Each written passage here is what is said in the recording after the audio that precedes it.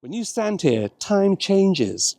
These stones were laid centuries before Europe built its cathedrals. China didn't just survive history, it built it. For most of those 5,000 years, this was the world's center of invention. But what fascinates me isn't just the rise, it's the return.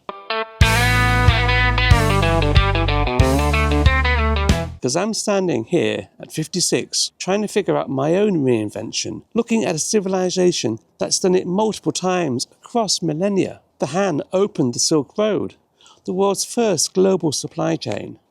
The Tang welcomed traders from Persia to Rome. The Song gave us printing, paper money, gunpowder.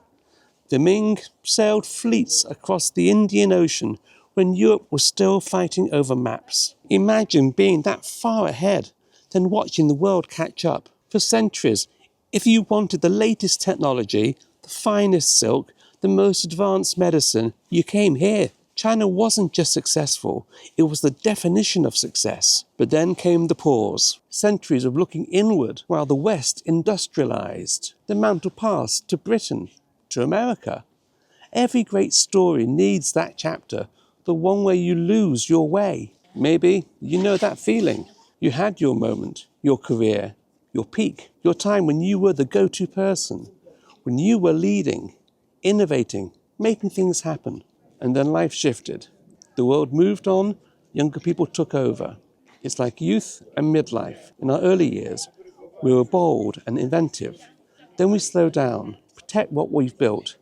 We now become cautious when we used to be fearless. Now China's back, not as the same empire, but as something new. Different tools, same ambition, to make, to lead, to shape the future again. Bullet trains instead of silk roads, digital payments instead of paper money. But the drive to innovate, that never left. Historians call it the civilization cycle, rise, decline, renewal. What's remarkable isn't that empires fall, it's that the same find the courage to rise again. That's what makes me think about us, the people trying to start again. Walking through these streets, I keep thinking, if a 5,000-year-old civilization can reinvent itself, what's stopping us? Maybe you felt written off. Maybe you've watched younger people get opportunities you used to get. Maybe you've wondered if the best days are behind you. Every civilization has one. What if the skills, the wisdom, the experience you've built over decades, what if that's not obsolete, just waiting for the right moment to be relevant again? Research shows people over 50 often do their best work, not despite the age, but because of it. They combine decades of experience with the freedom of having less to lose. China's reinvention wasn't about becoming young again.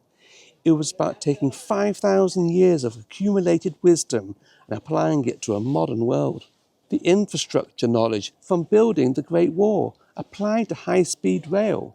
The trade expertise from the Silk Road applied to global manufacturing. Your reinvention doesn't have to mean starting from scratch. It means taking everything you've learned and finding new ways to use it. Maybe that's what reinvention really is. Whether it's a country or a person, it's remembering the genius that's always been there, buried under time and daring to wake again. We all have dynasties within us, moments of rise, decline, and rebirth.